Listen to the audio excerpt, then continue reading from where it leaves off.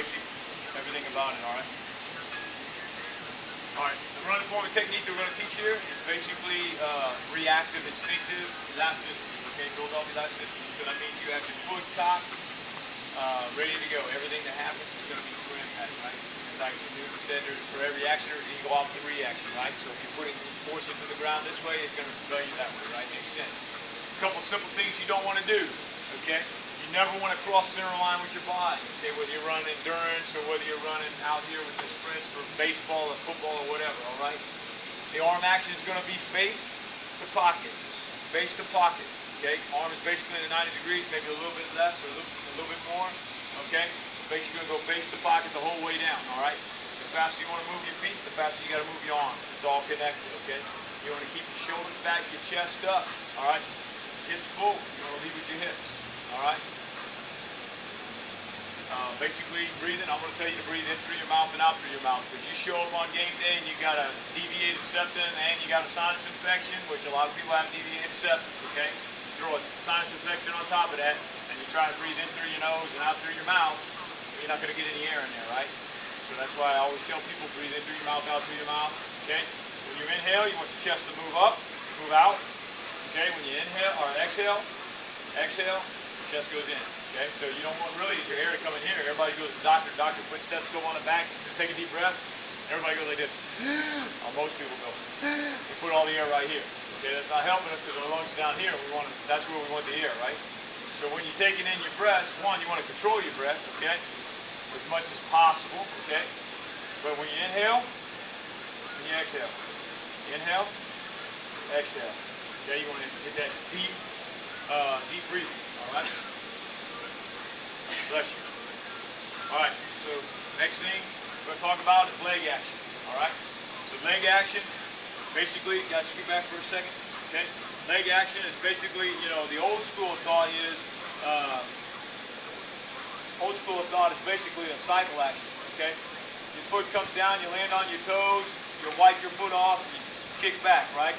And you'll see guys warming up for the warm-ups. When they do a dynamic warm-up, you'll see them doing butt kicks, right? When it teaches improper form and technique, all right? Very simple. Go ahead and lay down, Devin, on your stomach. All right? Now, I want you to take one leg and curl it up as if you were doing a leg curl. If you're laying on a leg curl machine, I want you to point your toe. Okay, this toe position is basically the same thing as if I was running and pushed off and kicked up. Right? Everybody with me? Okay, plantar flexion. Now, what I want you to do is, I want you to resist me. I'm going to try to pull your leg down, and I want you to resist me. All right? Keeping the toe pointed to plantar flexion, right? Go. Okay? Now remember, the reason I'm doing this is to show you that they say to use your hamstrings and your glutes, okay, your butt, hamstrings and your butt, all right, when you run. That's the most important thing, right? Hamstrings and glutes, right? Not necessarily true, okay? They are very important, but that's not all right? You still got to have your core engaged. You got to have your if your glutes are engaged, you're not relying on your ligaments, and you tend to control your hips, all right? Now what I want him to do is the same thing. Okay, he's got his toe pulled down into dorsiflexion, which is the way that I'm going to teach you to run. All right, and I want you to resist me now. Ready? Go. Which way are you stronger? Okay, did you feel your hamstring, your glutes engage a lot more? Absolutely. Go ahead and stand up. Thanks. So the point to that was this. They say to use your hamstrings and your glute, which is very important. Okay. But I proved to you that it's harder and you won't engage as much hamstring or glute if you're doing the old, basically, pedal like a bicycle, okay, that kind of thing, all right?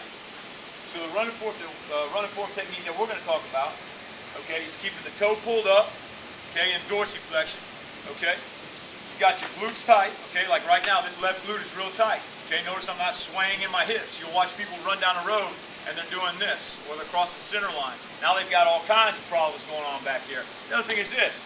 If I push off and I go into hyperextension, I put all that weight across the back, okay? So I'm hyperextending my back, and I'm also, it's 4 to 6 times your body weight on impact every time you land on one leg.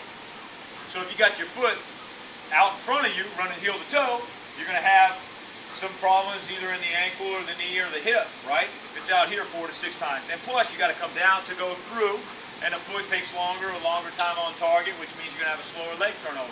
All right, so injuries plus all kinds of other stuff slowing you down, basically putting the brakes on.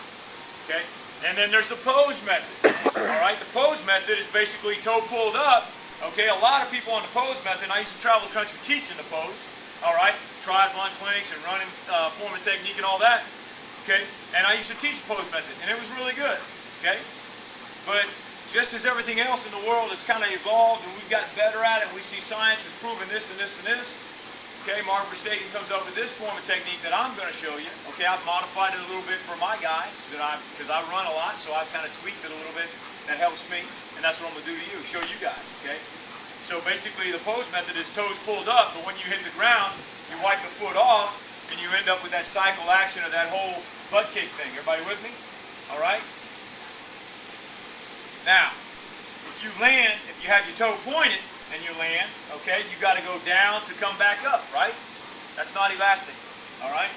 So if I got my foot cocked and I land, so the pose method's correct there, when I land, all right, I want to drive my foot down and back at the same time, okay, and that'll give me the gait, which is the distance between each stride. So this leg is up now, okay, so boom, it's basically like I'm marching, all right? I'm not able to exaggerate it right now, but you'll see it in a second, you'll feel it, okay? When the foot comes up, the difference is this. When I drive down and back, when the foot comes up, watch the heel. Okay, I've extended here. I got this long from my left shoulder to my right leg all the way through. I got the elasticity. Okay, same thing for you guys. You're pitching, right? The farther back you can get it, the more flexibility you have. Boom, the more snap and whip you're going to get on that ball, right? Bottom line. Same thing here. So everything is cocked. Foot hits the ground. Okay. Basically, it's like you're almost landing flat foot. Okay. What gives the distance from the bottom of your sole, okay, to the heel, that little gap right there, is the shin angle right here. So if I'm down and back, right there, that's what gives me my shin angle. You see that? So basically you drive down and back, and here's where the heel comes into play. The heel will come right back up underneath you. Notice the toe is already pulled up and ready to go, right? Opposite arm, opposite hand, right?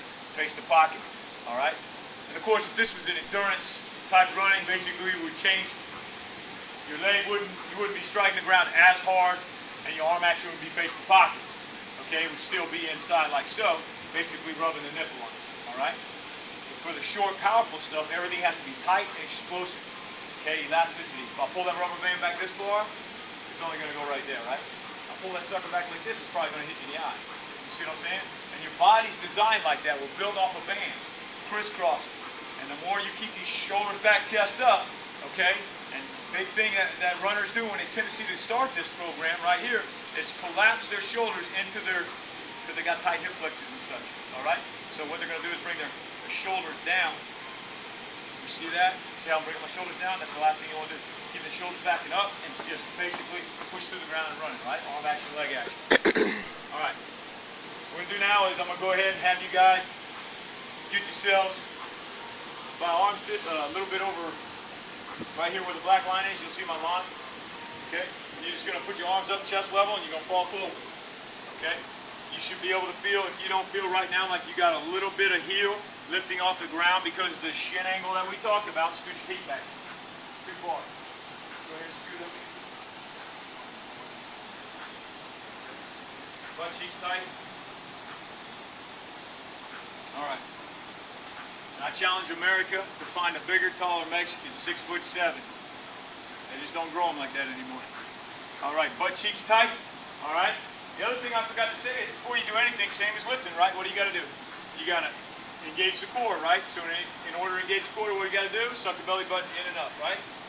That'll help keep everything balanced. You got to keep the glutes tight. Prevent that. All right. So there we go. Shin angled. Creates the gap that we need, basically so we can slide a credit card underneath the heel, right?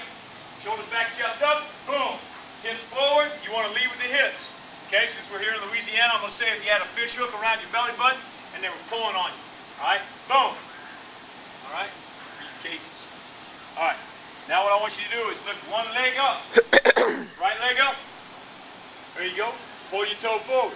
Now, where this leg is, basically, shoulders back, chest up. Bring your arms in closer. Okay? Throw your hips forward, butt cheeks tight. I want the heel right back just in front of, okay? Right there, just in front of that other knee, your left knee.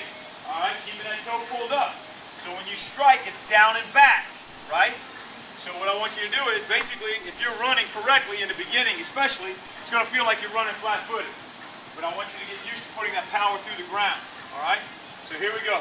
Right leg up, butt cheeks tight, shoulders back, chest up. Bring your arms up to chest level, nipple.